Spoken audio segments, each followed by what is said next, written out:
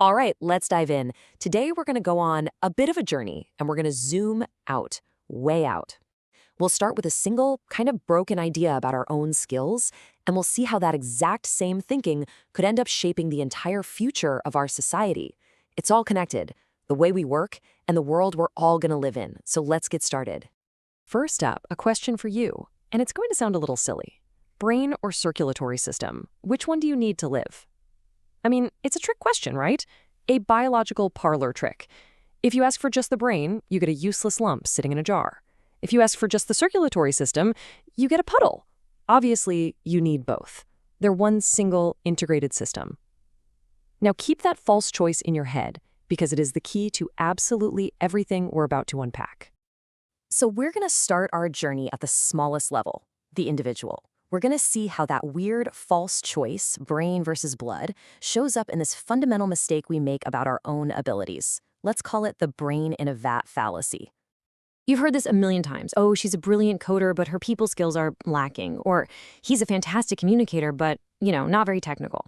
We draw this really hard line and we sort all of human capability into these two separate boxes, the technical brain on one side and the durable or soft skills circulatory system on the other.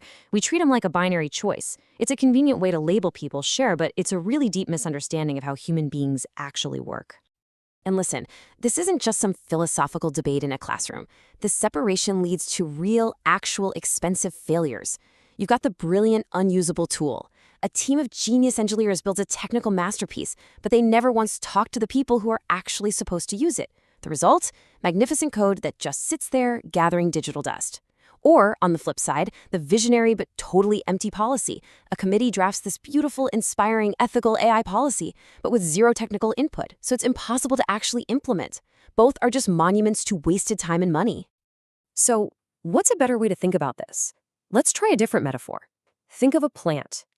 Your technical skills? Those are the deep, structural roots that anchor you and pull in all the nutrients.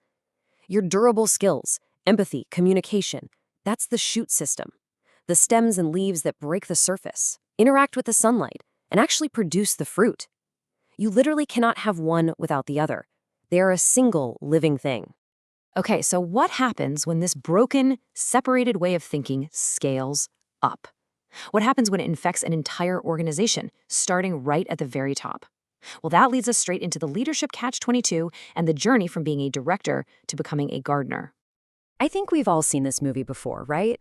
Leadership discovers some shiny new tool, they send out a company-wide memo, and they just expect everyone to jump on board. But the real response is this: collective, exhausted groan. It's not because people are anti-technology. It's because they are drowning in initiative fatigue. These top-down mandates are doomed to fail because they strip people of their agency. They offer up a solution before anyone's even agreed on what the problem is. And it creates this incredibly predictable cycle of failure.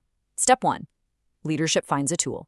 Step 2, a mandate is issued. Step 3, employees are told, comply. And step 4, the whole thing just withers and dies from apathy because it was never theirs to begin with. It's just a top-down directive, and believe me, everyone can smell it a mile away. So what's the alternative? Well, the humane approach flips this whole script. Leaders stop acting like directors and they start acting like stewards, like gardeners. They don't push a tool, they listen for pain points. They go out and find the positive deviants, the people who are already hacking together their own clever solutions.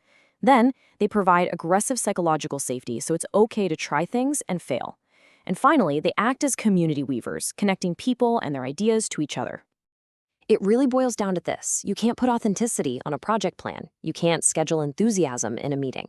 All you can do is create the conditions for growth. You prepare the soil, you provide the water, and you protect those first fragile little sprouts. You steward the process. You don't direct it. But what if the soil itself is poisoned? This brings us to our next big zoom out. Even if you have the perfect leadership approach, introducing a humane piece of technology into an inhumane culture is just a recipe for disaster. This is what we call the moldy sandwich problem. The metaphor here is, well, it's uncomfortably vivid, but it works. A well-intentioned, helpful new tool is like a slice of fresh pastrami. A toxic culture, one that's defined by fear, by cynicism, by exploitation, that's the moldy bread. And putting one on top of the other doesn't fix the sandwich. It just ruins the pastrami. Let's look at a really concrete example. Imagine a company buys an AI tool. It's designed to spot early signs of burnout and then suggest that managers redistribute the work. Sounds humane, right? Well, in a toxic culture, that tool's data isn't seen as a call for empathy. Oh no, it becomes a dashboard of weakness. It's used to identify and punish the employees who can't keep up. The humane tech becomes just another weapon for an inhumane leader. So, before you even think about demoing a new tool, you have to diagnose the culture. You need a cultural readiness test. And research gives us some really clear metrics to look for. High levels of cynicism and emotional exhaustion, super low psychological safety, and a whole lot of people who are actively looking for the exit. If your culture is scoring poorly here, it is not ready. You've got another moldy sandwich on your hands. All right, now for the final, most dramatic zoom out. We've gone from the individual to the team to the organization. What happens when these same inhumane principles, ignoring people's agency, exploiting users, operating without any trust? What happens when those are scaled up to the level of society itself? Let's take a look at the future of autonomous vehicles. We are all familiar with today's frustrating software tactics. You know, a feature that used to be free is suddenly moved into a premium tier. While tomorrow, that exact same tactic gets applied to our fundamental right to move around. Basic mobility becomes freemium. You'll have tiered subscriptions for things like climate control, for traveling during rush hour, or even for using the fast lane on the highway. The simple right to move gets dismantled into 1,000 tiny microtransactions. Or think about surge pricing when it starts to rain. Now imagine that becoming a tool for social control. The price of your ride isn't just determined by demand anymore, it's determined by your personal data. The system learns you'll always pay more to get to work on time, so it surges the price for you personally every single morning. Or worse, it just deprioritizes service to low-income neighborhoods, creating these mobility deserts. This is digital redlining, and it's enforced by code. And what about the old Roach Motel trick, where it's super easy to sign up for something but nearly impossible to cancel? Tomorrow, that scales to society. Your car subscription is bundled with your home insurance and your health plan, making it impossible to switch. Your car might even refuse to navigate to a competitor's store, curating your reality for its own profit. You lose the simple, basic agency of just choosing your own path. And look, this isn't just about being inconvenienced. This is about fundamental human rights. The freedom of movement, that becomes a conditional privilege you have to pay for. The right to privacy is completely abolished inside a panopticon on wheels. Non-discrimination is replaced by codified algorithmic bias. And our autonomy, our own free will, is slowly eroded by systems that are designed from the ground up to manipulate us for profit. Now, this future is a pretty terrifying projection. I get it. But it is not inevitable. The technology itself is not the enemy here. The real danger is in uncritically applying the business models of surveillance capitalism to our most essential human needs. We are standing at a crossroads right now. So what can we actually do about it? The path forward really requires action on 3 different fronts.